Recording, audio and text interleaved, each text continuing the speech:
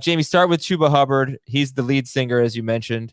He had 11 carries for 52 yards, and 46 of those yards came in the fourth quarter. He had 5 carries for 6 yards in the first 3 quarters in that game at Houston. He'll face Dallas this week, who shut down Miles Sanders, even though Miles Sanders averaged 13.5 yards per carry. We'll get into that.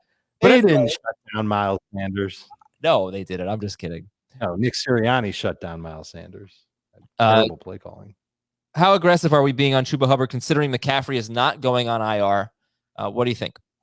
So Jason Lockenfora wrote this weekend, our CBS Sports NFL Insider, that he has less than a grade 1 hamstring strain, and that according to the people he spoke to, it's a couple of weeks. So the fact that that Matt Rule said not going on IR, which would be 3 weeks, so go with the 2-week window. Let's just say that that's the case. And so you mentioned Dallas. I think they have it's not a tough Philadelphia after that. Which probably is not going to be the same run defense that it was earlier in the season after what we saw last night. So the way that I wrote it was, we already have a cautionary tale about going all in on a running back with our fab money, right? Because our fab budget, because people spent a ton on Elijah Mitchell, and that has clearly backfired so far. It may still work out for you because we don't know how it's going to work long term, but so far through 2 games, it's been a waste. If you're 0-3 or 1-2 and you have a running back situation that's bad, you're probably spending north of 50% is the way that I would approach it, because what else do you have to lose at this point? You got to get a win. And if he helps you get a win for the next 2 weeks, that's what you're trying to do. But if you don't have that problem, I would probably put in a bid around 30%, because if somebody doesn't put in anything higher, then you're getting somebody for maybe 2 weeks. That could be great. But it's also, we have to factor in, as much as it seems like it's going to be Chuba Hubbard, there could be the scenario of Royce Freeman, being the guy that they trust in certain situations. And that leads to a second half scenario, a second game scenario of Freeman being better. The other side of that is, we saw last year that, he'll be back in 2 weeks. He'll be back in 3 weeks with McCaffrey. He'll be back in 4 weeks with McCaffrey. And then 13 games later, you don't have Christian McCaffrey with 2 injuries. And Chuba Hubbard could be Mike Davis, who in the 12 games that he appeared for McCaffrey, because he didn't play in week 17, he had 15 or more PPR points in 6 of those games. So for half of his games, he was clearly really good. Mm-hmm. So that's the way you have to sort of, game plan it. Is he worth all of your fab? I would say no. Is he worth at least half at this point? I would say yes, if you need a running back. And the other point, though, about Dallas, despite the fact that they have statistically done well against running backs from a rushing standpoint, they're third in receptions allowed to the position, and running back groups against them have had at least 7 receptions every game.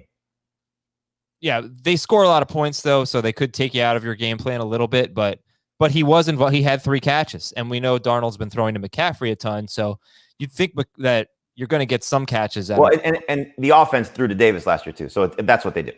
Yeah, sure. Dave, I don't know if you want to follow up on that. Let's forget the fab. Let's transition from fab to just, I have the first waiver wire priority. Done. Not even close. But is he worth using it if it rolls over? Yes. All right. Dave, how good do you think Chuba Hubbard is going to be if he plays 2 games against Dallas and Philadelphia? He can be pretty good. I think that he's in a good offense. I don't think the offensive line is that great, but the way that they utilize their backs in the scheme certainly suggests that he'll get a decent amount of touches. I'm a little worried, maybe a tad worried, that they saw that drop in the end zone and they go, okay, how much can we trust him? And that Royce Freeman ends up doing a little bit more work than we think. But Hubbard does have, I'm not going to say that he's a consistent game breaker when he runs the football. I mean, if he were, then he would have been drafted a lot sooner. But I think he's capable. And I would imagine that he'll see the majority of the touches in this Carolina backfield, and that's a good place to be. And I think Jamie nailed it. If you're 0-3, you don't have a lot to lose at this point. You need to start winning games. Even if you don't need Hubbard, you should acquire him and then trade him if you can get something good for him, and you should be able to get something good for him. So I think that he's one of those guys that you do have to make a big splash for in fab if your record sucks.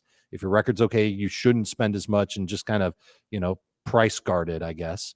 And the top waiver claim for sure. Like, just to give you another perspective, I asked Heath yesterday on HQ what he would spend. He said 20%. I said, you're not getting it. I don't think that's going to get it done. I think it's going to be somewhere in the neighborhood of 30 to 50. There are going to be people that go north of 50 that need a running back, and again, that are in just dire straits because their season's flailing at this point. I think if you just approach it like you have a good flex play, because at worst he's a flex because he's going to get the work.